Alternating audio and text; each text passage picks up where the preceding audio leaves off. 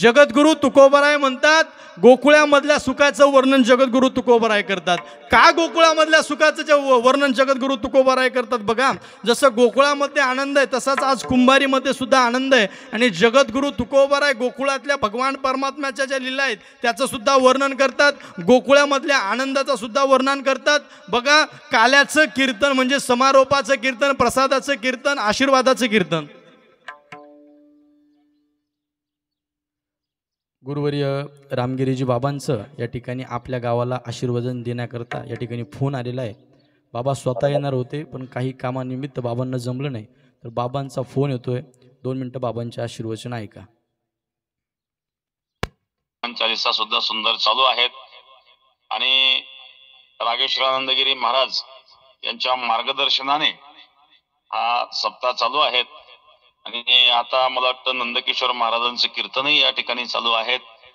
तर समस्त धारणगाव कुंभारी ग्रामस्थांना आणि शुभाशीर्वाद शुभाशीर्वाद शुभाशीर्वाद. जोरदार टाळी वाजवा बाबांकरता. बाबांनी कामामध्ये व्यस्त असताना सुद्धा आपल्या गावावरती बाबांचं प्रेम आहे आणि त्यामुळे बाबांनी फोनच्या माध्यमातून असेल या ठिकाणी आशीर्वचन देण्याचा प्रयत्न केला. बघा, आपल्याला अभंगाचा भावार्थ बघायचा आहे. जगद्गुरु तुकोबराय म्हणतात गोकुळातल्या सुखाचं वर्णन जगद्गुरु तुकोबराय करतात. बघा, आपल्याला अभंगाचं चिंतन बघायचं आहे. मथुरेमध्ये कंस राहत होता, तुम्हाला सर्वांना माहित आहे. आजच्या दिवशी इतरत्र कुठलं न सांगता आजच्या दिवशी एकच उच्चारण करावं लागतं. कशाचं? चरित्र ते उच्चारावे, चरित्र ते उच्चारावे, चरित्र ते उच्चारावे, चरित्र ते उच्चारावे, चरित्र ते उच्चारावे, चरित्र ते उच्चारावे, चरित्र ते उच्चारावे.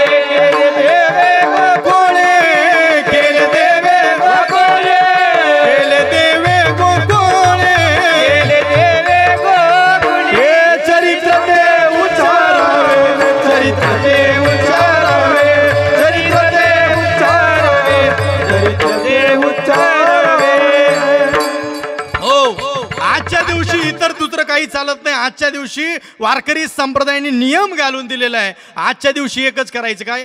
चरित्र ते उच्चारावे, केले देवे गोकुळी. चरित्र ते उच्चारावे, केले देवे गोकुळी. गोकुळामध्ये भगवान परमात्म्याने जे चरित्र केलंय त्या चरित्राचं उच्चारण आपल्याला करायचंय. बघा, कंस जो होता, कंसाची जी बहीण होती तिचं नाव काय होतं? महिला मंडळ, तुम्ही लय कीर्तन ऐकले असतील, सांगा ना मला. काय नाव होतं? देवकी होती. काय? कंसाच्या बहिणीचं नाव देवकी. देवकी काय नाव होतं? देवकी. बरं का, कंसाच्या बहिणीचं नाव होतं देवकी. आणि देवकी उपवर झाली. उपवर झाल्यानंतर आपल्या भावानं धूमधडाक्यामध्ये सुंदर असं आपल्या बहिणीचं लग्न लावून दिलं. जोरदार सुंदर असं लग्न झालं. लग्न झाल्यानंतर आता लग्न झाल्यानंतर दुसऱ्या दिवशी वरात निघाली. संपूर्ण गावामधून, कुंभारी गावामधून अशी सुंदर अशी मिरवणूक जशी निघते अशी मिरवणूक त्यावेळेस त्या ठिकाणी निघाली. आणि ती मिरवणूक निघाल्याच्या नंतर झालं असं, आकाशामध्ये एक आकाशवाणी झाली. आणि आकाशामध्ये आकाशवाणी झाल्यानंतर त्या आकाशवाणीनं सांगितलं, हे मूर्ख कंसा, तुझ्या बहिणीचा एवढ्या आनंदाने थाटामाटामध्ये विवाह करून आणला. त्या बहिणीच्या उदरातून जो मुलगा जन्माला येणार आहे, त्या बहिणीच्या उदरातून 8वा जो मुलगा जन्माला येणार आहे, तो तुझा वध करणार आहे. आणि हे ज्यावेळेस त्या कंसाला कळालं, कंसाला कळाल्याच्या नंतर कंस म्हटलं, आता माझ्या बहिणीच्या उदरातला मुलगा मला मारण्याकरता येणार आहे. आणि आपल्या स्वतःवरती जर बाजू आली तर माणूस बहीण असो कोणी असो काही बघत नाही मारत. मग कंसानं काय केलं? घेऊनी खडग माराया धावला, हात तो धरिला वसुदेवे, हात तो धरिला वसुदेवे, हात तो धरिला वसुदेवे.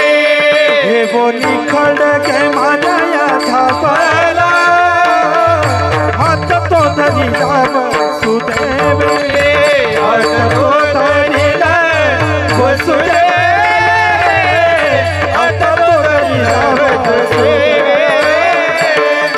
आपल्या बहिणीच्या उदरातला मुलगा 8वा जो मुलगा आहे तो आपला वध करणार आहे हे ज्यावेळेस त्या कंसाला कळालं आणि कंसाला कळाल्याच्या नंतर कंसानं काय केलं, खड्ग घेतलं आणि आपल्या बहिणीला मारण्याकरता निघाला. पण बहिणीला मारण्याकरता निघाल्यानंतर वसुदेवानं हात धरला आणि वसुदेवानं त्या कंसाला समजवण्याचा प्रयत्न केला.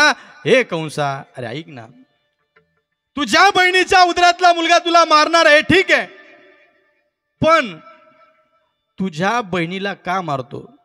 जर तू तुझ्या बहिणीला मारलं तर येत्या भविष्य काळामध्ये तुझी अपकीर्ती पसरेल. तुझ्या बहिणीला तू मारू नको. एक काम कर, काय तर तुझ्या बहिणीला तू कारागृहामध्ये टाक. कारागृहामध्ये टाक आणि कारागृहामध्ये टाकल्यानंतर जर मुलगा जन्माला आला किंवा मुलगी जन्माला आली, कोणी असो, जन्माला आल्यानंतर आम्ही काय करू, तुझ्याकडं आणून देऊ. आणि कंसाला सुद्धा ती गोष्ट पटली महाराज. कंसाला ती गोष्ट पटली आणि कंस सुद्धा म्हटला बरं ठीक आहे. आणि कंसानं काय केलं, त्या कारागृहामध्ये, त्या जेलमध्ये, त्या बंदीशाळेमध्ये त्या ठिकाणी कंसानं देवकीला आणि वसुदेवांना तिथं ठेवलं महाराज. त्या ठिकाणी त्या कारागृहामध्ये ठेवलं आणि कारागृहामध्ये ठेवल्यानंतर पहिला मुलगा जन्माला आला. आरडायला लागला, वरडायला लागला, रडायला लागला. पहिला मुलगा रडायला लागला आणि ते जे सेवेकरी होते ते पळत पळत पळत पळत कंसाकडे गेले. राजेसाहेब, राजेसाहेब, राजेसाहेब, देवकीला मुलगा झाला, देवकीला मुलगा झाला, देवकीला मुलगा झाला. कंसानं विचार केला, अरे आपल्याला तर आकाशवाणीनं सांगितलंय 8वा मुलगा मारणार आहे. हा तर पहिला आहे, म्हटले जाऊ दे, याला कशाला बिचारायला मारायचं. पण तेवढ्यात नारद मुनी तिथं आले. नारद मुनी तिथं आले. नारद मुनींनी त्यांना सांगितलं, अरे कंसा, 8वाही पहिला येऊ शकतो आणि पहिलाही 8वा येऊ शकतो. पुण्य सारावया भेटे देव ऋषी वधी बाळकाशी येऊ नको.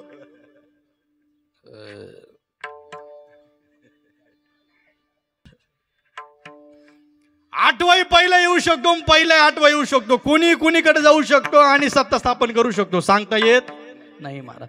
कोणी कुणीकडे जाऊ शकतो, सांगता येत नाही. त्याच्यामुळं ही गोष्ट नारद मुनींनी त्या कंसाला समजवण्याचा प्रयत्न केला आणि कंसाला हे कळालं. आणि कंसानं काय केलं महाराज, पहिला जो मुलगा जन्माला आला होता ना, त्या मुलाला धरलं, गर गर गर गर गर गर फिरवलं आणि त्या दगडावरती आपटून पहिल्या मुलाला मारलं. 1 नाही हो, 2 नाही हो, 3 नाही, 4 नाही, 5 नाही, 6 मुलं. किती? 6 मुलं मारली. किती? 6 मुलं मारली. 7वा जो गर्भ होता ना, तो योग मायेनं रोहिणी मातेच्या गर्भामध्ये पाठवला. रोहिणी मातेच्या गर्भामध्ये 7वा गर्भ पाठवला. आणि 8वा ज्या वेळेस भगवान परमात्म्याचा जन्म होणार होता महाराज, आणि भगवान परमात्म्याचा जन्म होणार होता त्या वेळेला देवकी मातेचं तेज जर बघितलं तर एवढं तेज होतं, एवढं तेज होतं, एवढं तेज होतं देवकी मातेच्या चेहऱ्यावरती की सूर्य सुद्धा लाजेल एवढं तेज आमच्या देवकी मातेच्या चेहऱ्यावरती होतं. कारण जगाचा मालक, जगाचा चालक, हे विश्व ज्याच्या ताब्यात आहे, ज्याच्याकडे कर्तुम कर्तुम अन्यथा कर्तुम शक्य आहेत, असा ब्रह्मांडाचा चालक मालक ज्या मातेच्या उदरामध्ये जन्म घेणार होता, मला सांगा महिला मंडळ, किती तेज असेल बरं देवकी मातेच्या चेहऱ्यावर.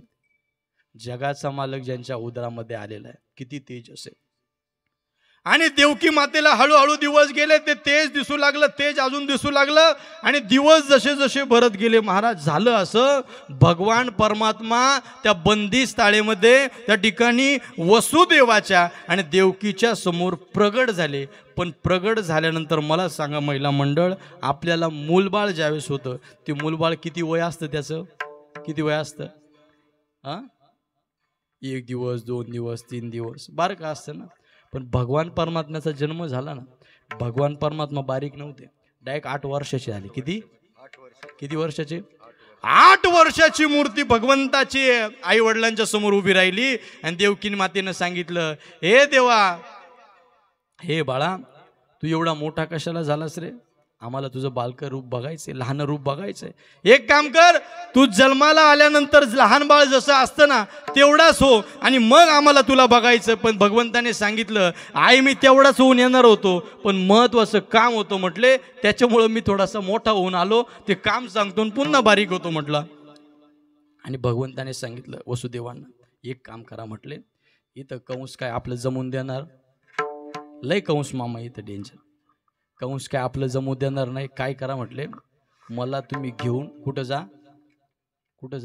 गोकुळाला जा म्हटले, मला घेऊन तुम्ही गोकुळाला जा. वसुदेवानं सांगितलं तेव्हा कान्हा, अरे बंदी शाळेमध्ये हातामध्ये बेड्या आहे, पायामध्ये बेड्या आहे, सर्व सैनिक उभे, बंदी शाळेमध्ये आम्ही, कारागृहामध्ये आम्ही कसं काय तिकडे जायचं. देवानं सांगितलं त्याचं टेन्शन घेऊ नका, एक काम करा, बाबा आलेले आहेत. आइए महाराज विराजिए, आइए महाराज विराजिए, आइए महाराज विराजिए, आइए महाराज विराजिए, विराजिए गुरु महाराज विराजिए, गुरु महाराज आइए महाराज विराजिए, आइए महाराज विराजिए, विराजिए गुरु महाराज विराजिए, गुरु महाराज आइए महाराज विराजिए, आइए महाराज विराजिए. बाबांचे आगमन झालं, जोरदार एकदा बाबांकरता जोरदार टाळी वाजवा महाराज. आणि त्या बंदी शाळेमध्ये वसुदेवानं सांगितलं मी कसं काय जायचं. देवानं सांगितलं टेन्शन घेऊ नका. देव लहान झाले, लहान झाल्यानंतर वसुदेवानी एक टोपली घेतली, त्या टोपलीमध्ये भगवंताला टाकलं, आपल्या डोक्यावरती टोपली घेतली आणि हातामधले ज्या हातकड्या होत्या, पायामधल्या ज्या बेड्या होत्या महाराज, ते पायामधल्या बेड्या, हातामधल्या बेड्या सगळ्या गळून पडल्या. ते जे गेट लावलेले होते ते गेट आपोआप उघडले आणि जे सैनिक होते ना, जे द्वारपाल होते ना, ते सर्व द्वारपाल बेशुद्ध झाले, झोपी गेले. आणि मग वसुदेवानं आपल्या मुलाला त्या टोपलीत घेऊन आपल्या डोक्यावरती ती टोपली घेतली आणि निघाले कुठं, नंदाच्या घराला, नंदाच्या घराला मजने गोकुळाला, मजने गोकुळाला, हे मजने गोकुळाला,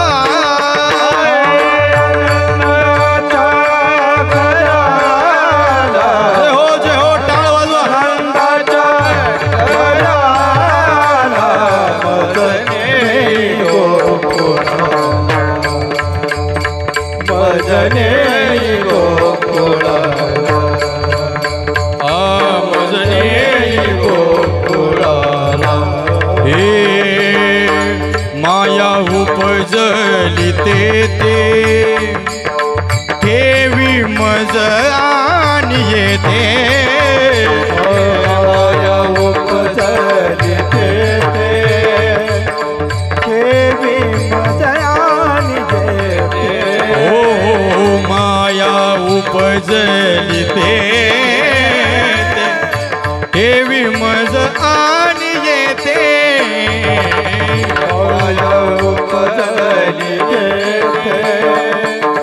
ठेवी मजयानी. जय हो हे नंदाच्या घराला, नंदाच्या घराला मजने गोकुळाला, मजने गोकुळाला, हे मजने गोकुळाला.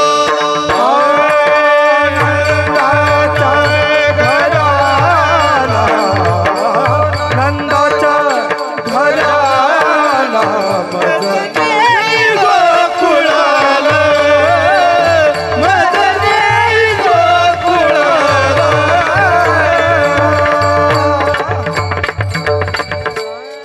माया उपजली ते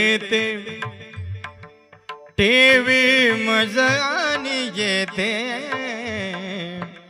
इकडे ज्यावेळेस भगवंताचा जन्म झाला तिकडं पण त्या ठिकाणी नंद बाबाला सुद्धा मुलगी झाली महाराज. आणि काय झालं तर मग आता वसुदेवांना आपल्या टोपलीमध्ये भगवंताला घेतलं. सुंदर अशी टोपली डोक्यावरती घेतली. आपला बाप आपल्या मुलाकरता काय काय करू शकतो ऐका, आपल्याला याच्यातून कळणार आहे. वसुदेवानं आपल्या मुलाला आपल्या टोपलीमध्ये घेतलं. आता गोकुळामध्ये जायचंय, पण गोकुळामध्ये जात असताना आतमध्ये एक नदी लागते. काय त्या नदीचं नाव महिला मंडळ? यमुना नदी.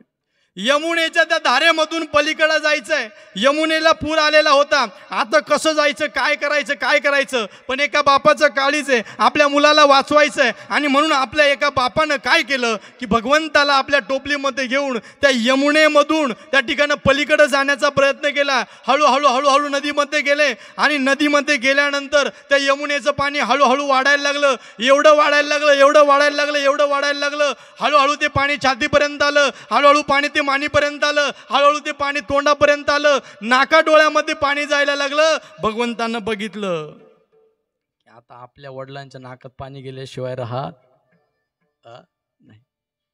यमुना मातेची एकच इच्छा होती, भगवंताच्या ह्या स्वरूपाचं दर्शन घ्यायचं. भगवंताचा अवतार झालेला होता महाराज. आणि भगवंताचा अवतार झालेला होता आणि त्याच्यामुळं यमुना मातेची इच्छा होते की भगवंताचं दर्शन घ्यावं. आणि आपल्या वडिलांना काही होऊ नये म्हणून भगवंतानं त्या टोपलीच्या बाहेरून एक पाय काढला आणि यमुना मातेला दर्शन दिलं. दर्शन दिल्याच्या नंतर यमुना मातेनं वसुदेवजींना सुंदर असा रस्ता करून दिला. आणि त्या ठिकाणी वसुदेव त्या ठिकाणी गोकुळामध्ये गेले. नंदबाबांच्या वाड्यामध्ये गेले आणि त्या ठिकाणी यशोदा माता होत्या. यशोदा मातेच्या शेजारी एक बाळ ठेवलेलं होतं, एक मुलगी ठेवलेली होती. माया जी होती तिला उचललं, आपल्या टोपलीमध्ये ठेवलं आणि भगवंताला तिथं नेऊन ठेवलं. मायेला घेऊन पुन्हा त्या ठिकाणी बंदी शाळेमध्ये आले आणि जसं होतं पुन्हा तसंच झालं. हातामध्ये बेड्या आल्या. ते सर्व जे सेवक झोपलेले होते, जे बेशुद्ध झालेले होते ते उठून बसले आणि जसं होतं तसं झालं. आणि माया आकांत करू लागली, रडायला लागली. लहान मुलगा रडायला लागलं. लहान मुलाचा आवाज आला. ते सेवेकरी उठले. सेवेकरांनी आवाज दिला, महाराज महाराज महाराज महाराज, 8वा पुत्र जन्माला आला. असं सांगितल्यानंतर कंस पळत आला. आणि पळत आल्यानंतर बघितलं तर अरे ही तर मुलगी आहे. म्हटले अहो पण 8वी ना, मुलगा असू द्या किंवा मुलगी असू द्या, कुणी असू द्या, 8वी ना. नारद मुनींनी सांगितलंय 8वा मुलगा जो असेल, 8वी मुलगी जी असेल, कोणी असू द्या, ती तुमचा वध करणार आहे. आणि म्हणून कंसानं ती जी मुलगी होती, माया जी होती, तिला उचललं, बाहेर नेलं, गर गर गर गर गर गर फिरवलं. आणि फिरवल्यानंतर आता कंस त्या दगडावरती त्या मायेला आपटवणार. तेवढ्यामध्ये हातामधून ती माया सुटून गेली. आणि सुटून गेल्यानंतर तिनं सांगितलं, हे कंसा, तुझा बदला घे वा वा, उपजला माझा घे, उपजला माझा घे, उपजला माझा घे, तुझा बदला घे, उपजला माझा घे, उपजला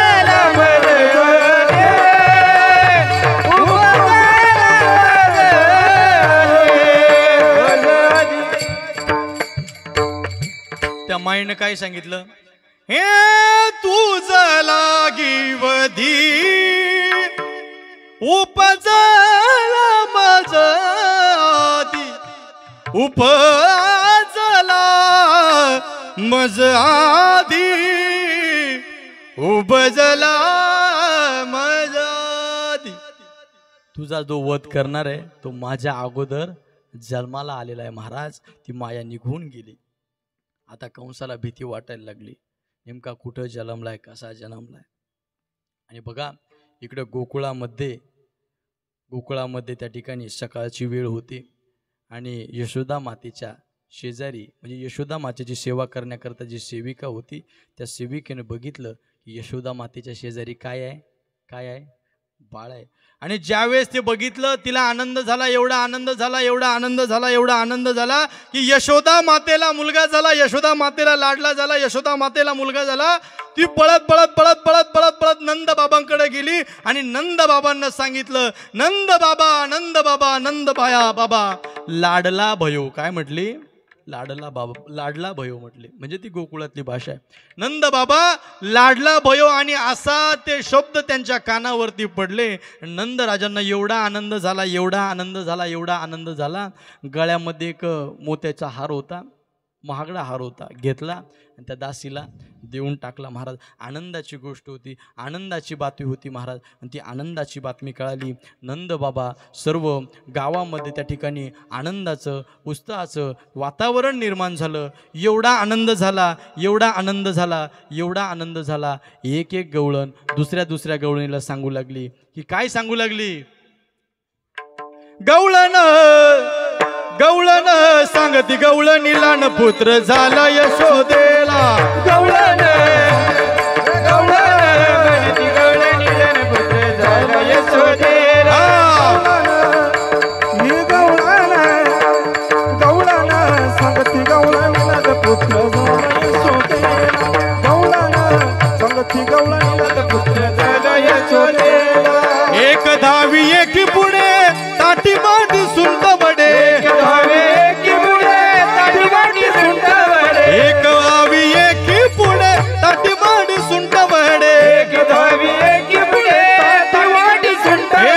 गवळण गवळण गवळण सांगती गवळणीला न पुत्र झाला यशोदेला. गवळण सांगती गवळणीला न पुत्र झाला यशोदेला. गवळण सांगती गवळणीला न पुत्र झाला यशोदेला. गवळण सांगती गवळणीला न पुत्र झाला यशोदेला. एक एक गवळण एक एक गवळण एक एक गवळण हिला सांग, तिला सांग, तिला सांग, तिला सांग, तिला सांग. महाराज आनंदाची बातमी असू द्या किंवा कुठली बातमी असू द्या, कुंभारीच्या एका गवळणीला कळाली का ती दुसरीला म्हणती तुला म्हणून सांगते, दुसरीला सांगू नको. तिच्या काय पोटात राहत नाही. ती दुसरीला सांगते तुला म्हणून सांगते, दुसरीला सांगू.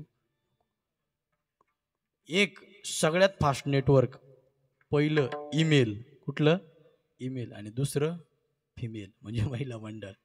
गावामध्ये जर काही बातमी पसरवायची असेल, एका बाईला कळाली का 10 मिनिटात अख्ख्या गावात बातमी.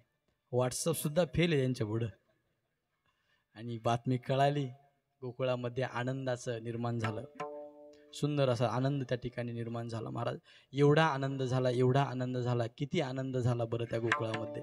एवढा आनंद झाला, त्या आनंदाचं वर्णन जगद्गुरु तुकोबरायांनी अभंगाच्या प्रथम चरणामध्ये केलं. गोकुळीचं सुख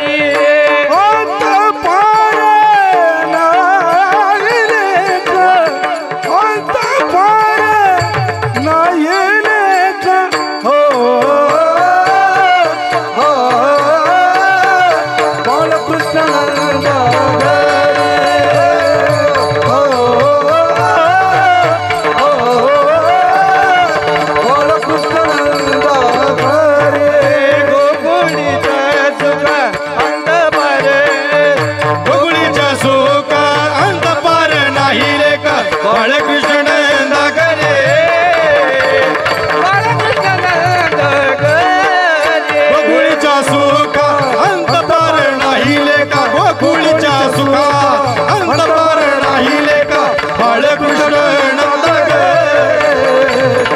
बाळकृष्ण नंद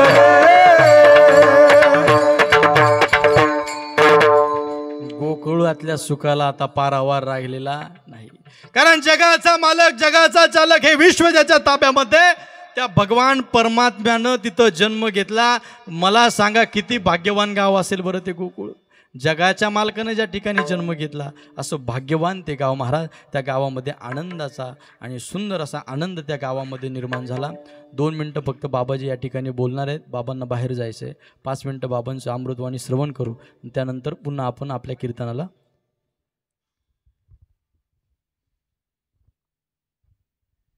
भगवान परमात्मा पांडुरंगांच्या कृपेने चाललेला हा काकडा आणि त्या काकड्याची ही सांगता, त्या सांगतेसाठी आपण सर्वजण हा आनंद या ठिकाणी घेत आहोत. देव हो, देवाचे द्वारी उभा क्षणभरी तेने मुक्तीचारी साधिल्या. आता आपण देवाच्या दारात मांडी घालूनच बसलेलो आहे आणि घरून निघल्यापासून घरी जाईपर्यंत जेवढा वेळ गेलेला आहे तेवढ्या वेळेची नोंद भगवान पांडुरंग चांगल्या रजिस्टरमध्ये करणार आहे.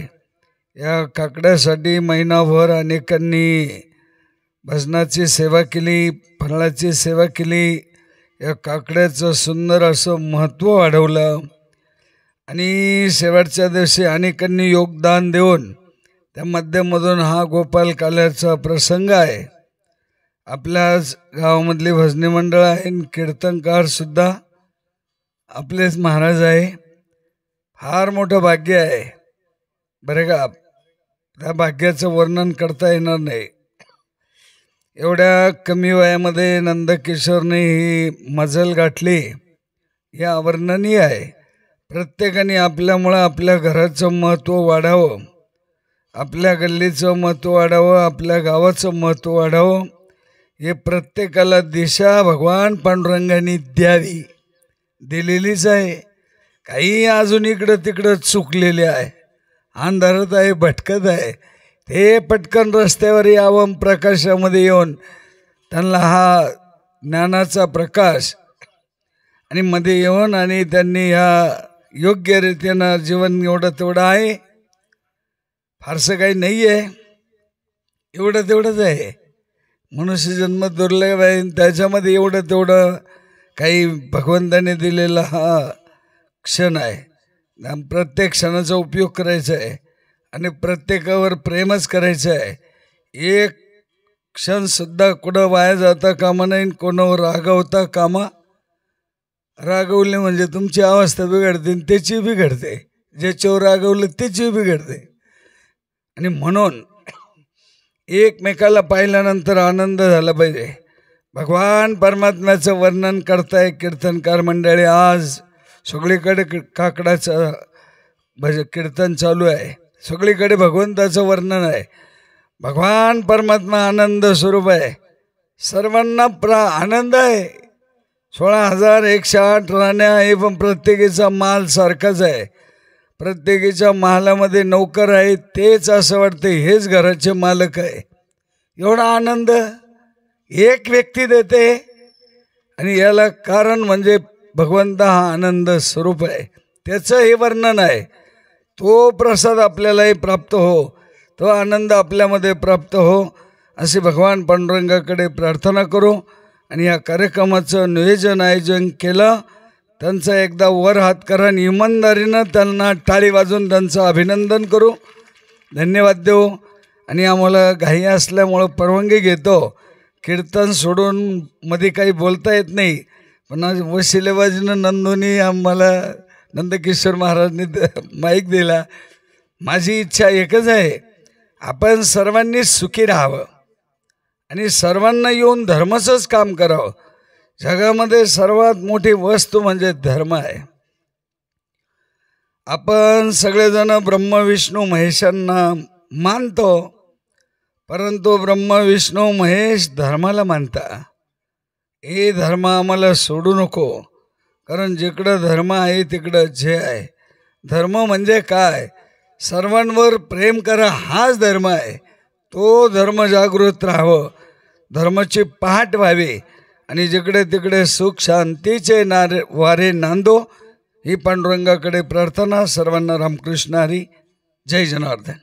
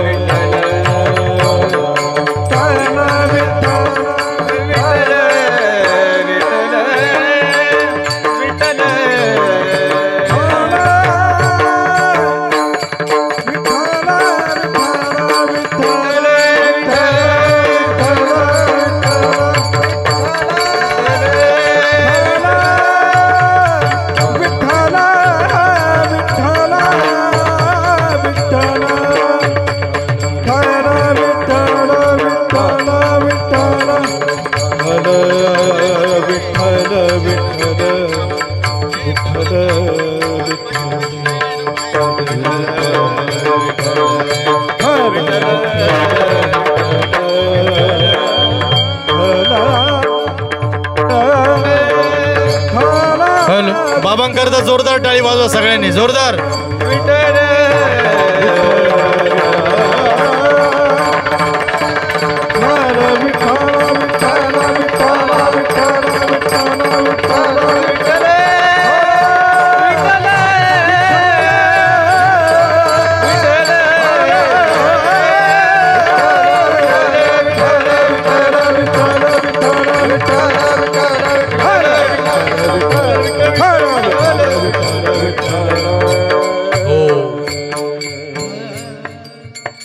गोकुळीच्या सुखा अंत पार नाही लेका, बाळकृष्ण नंदा घरी आनंदल्या नरनारी.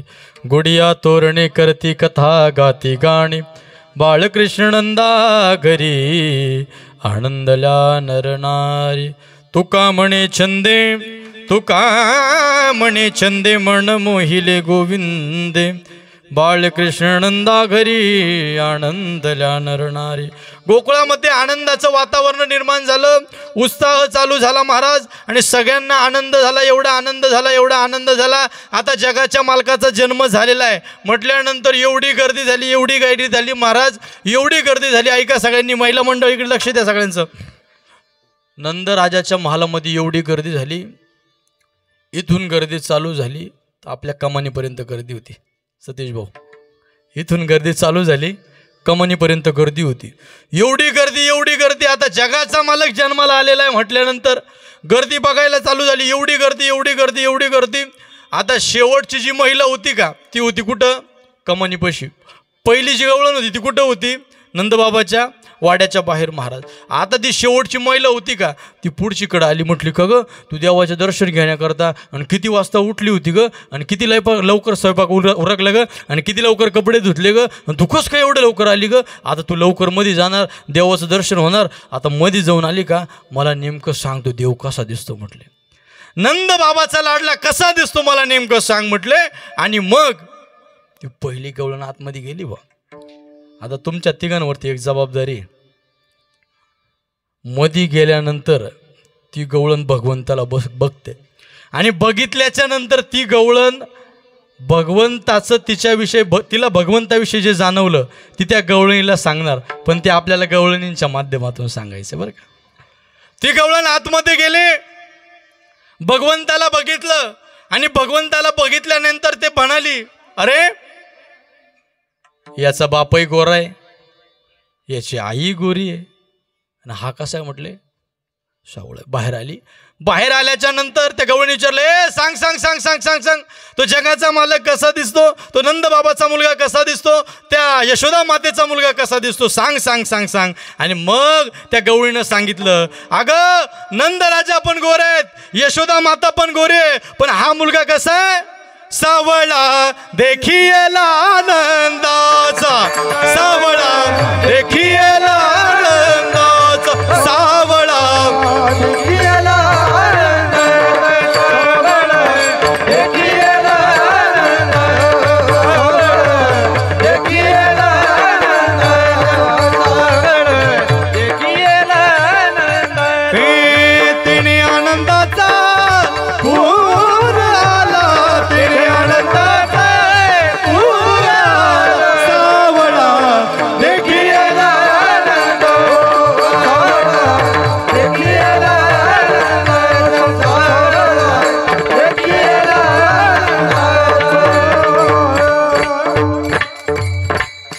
काय म्हणली ती गवळण? नंद बाबा गोरे, यशोदा माता गोरी, पण हा मुलगा कसा? सावळा देखिएला नंदाचा. कसा आहे मुलगा? सावळा म्हटले. दुसरी गवळण आतमध्ये गेली. आतमध्ये गेल्यानंतर भगवंताला बघितलं. बघितल्याच्या नंतर भगवंताकडे बघितल्यानंतर इतकं तिचं मन मोहून गेलं, इतकं तिचं मन मोहून गेलं. भगवंताचं दर्शन घेतलं आणि बाहेर आली. बाहेर आल्याच्या नंतर त्या गवळीने विचारलं, ए तू गेली ना आतमध्ये, बघितलं ना देवाला, बघितलं ना, मला सांग बरं कसा आहे तो? अगं तिनं सांगितलं, अगं त्याला बघितलं आणि त्यानं माझं मनच मोहून घेतलं. पहिला पहिला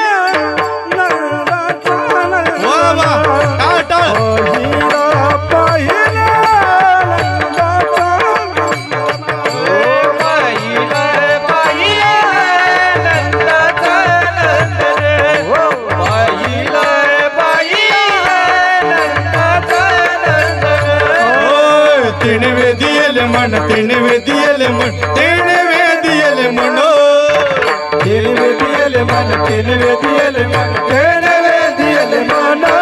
पहिला पहिला